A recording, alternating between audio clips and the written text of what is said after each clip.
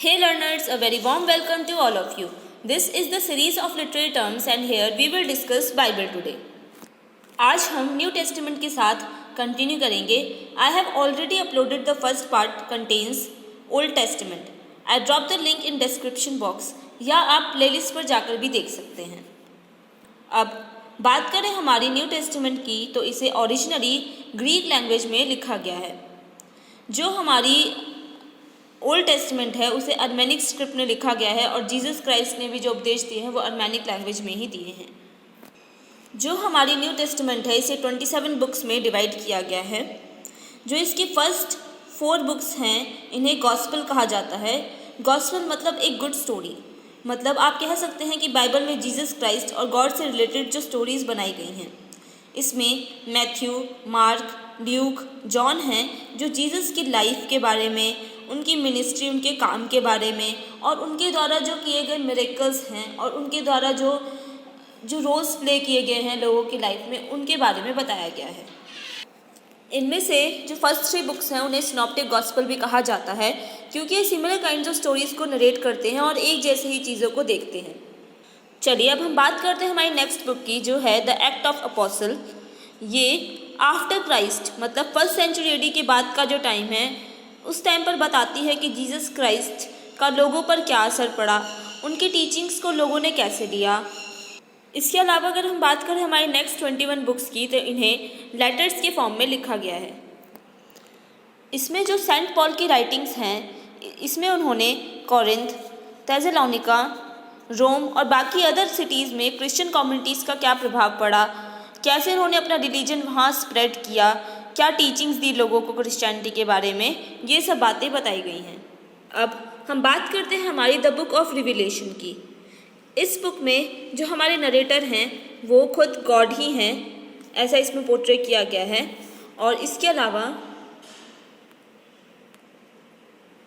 इसमें एक apocalyptic prophecy के थ्रू मतलब एक डिवाइन मिस्ट्री के थ्रू ये बताया गया है कि गॉड बताकर गए हैं कि एक टाइम पर जो उन्होंने वर्ल्ड क्रिएट किया है वो वापस से डिस्ट्रॉय हो जाएगा और फिर से जीसस क्राइस्ट का जन्म होगा.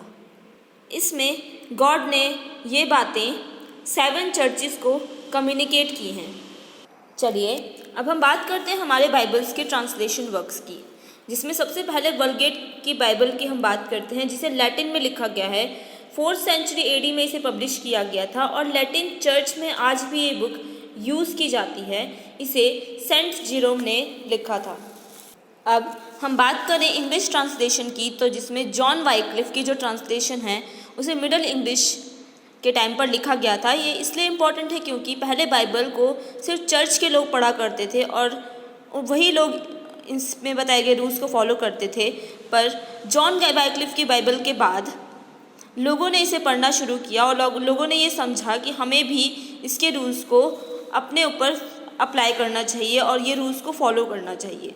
वाइक्लिफ ने जो ये ट्रांसलेशन की है इंग्लिश ट्रांसलेशन बाइबल की उसे वल्गेट बाइबल से किया है.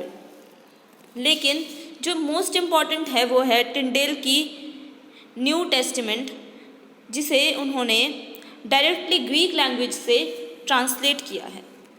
उस टाइम पे एक न्यू एरा आया था ऑफ प्रिंटिंग का जिसमें मास प्रोडक्शन में टिंडेल की बाइबल को प्रिंट किया गया था. चलिए अब हम बात करते हैं जेनेवा बाइबल की.